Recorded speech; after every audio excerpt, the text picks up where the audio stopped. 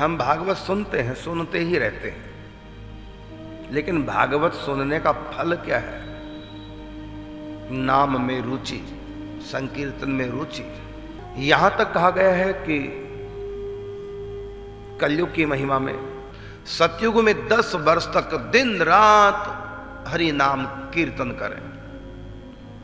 दिन रात 10 वर्ष तक है तो असंभव, फिर भी कहा है सतयुग में 10 वर्ष तक कीर्तन करने का जो फल है वही त्रेता युग में 1 वर्ष में मिल जाता है, और वही द्वापर युग में 1 महीने के कीर्तन से फल प्राप्त होता है, और इस कलयुग में वही केवल 1 दिन अखंड दिन रात। सतयुग में ज्यादा मेहनत करनी पड़ती थी। कलयुग में अहोरात्र 24 घंटे का अष्टयाम का संकीर्तन 1 दिन के लिए कोई कर ले, उसका महत्व कितना है? कहा सतयुग में 10 साल तक अखंड कीर्तन करने से जिस फल की प्राप्ति होती है, कलयुग में वही फल केवल 24 घंटे में हरि नाम संकीर्तन से प्राप्त हो जाता है। इसलिए सुखदेव जी ने 2 बातें कही। प्रभु के नाम का जप कीर्तन, जप से भी अधिक महिमा कीर्तन की बताई, और प्रभु के रूप का और लीलाओं का चिंतन। ये 2 साधन है। चाहे किसी की मृत्यु नजदीक आ गई है और चाहे दूर हो, दोनों के लिए ही साधन है। नाम को गुनगुनाते रहें, गाते रहें, थक गए तो नाम जप करते रहें, और दूसरा मन से प्रभु के रूप का, प्रभु की लीलाओं का चिंतन करते रहें। 100 की 1 बात।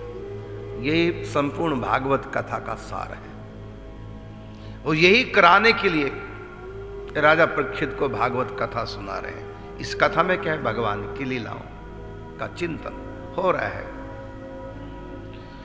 भगवान के रूप, लीलाओं का रहस्य, गुणों का रहस्य, भगवान की लीलाएं, चाहे वो अंतर जगत की लीलाएं हैं प्रेम राज्य की, और चाहे वो माया जगत की लीलाएं हैं, सब उनकी लीलाएं। प्रभु की लीला, ये संसार में जो कुछ हो रहा है उन्हीं की लीला चल रही है। इसका भी चिंतन करें, धारणा शक्ति का आश्रय लेकर के, ये भाव करके, ये भी मेरे प्रभु की लीला है। जो कुछ हो रहा है सृष्टि में वो सब उनका खेल है।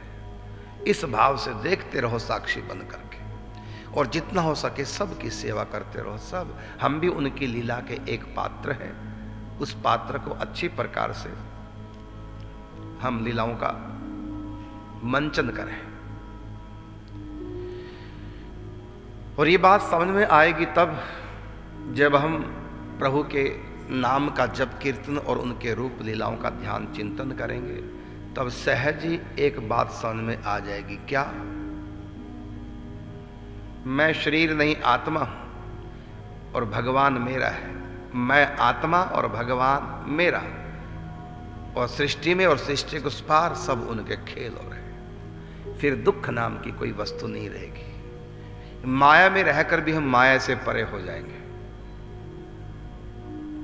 इसके लिए हमको करना है जप और चिंतन, बस 2 ही उपाय। बार बार सुखदेव जी अनेक पात्रों के माध्यम से, अनेक लीलाओं के प्रसंगों के माध्यम से इसी बात को बार बार समझा रहे हैं।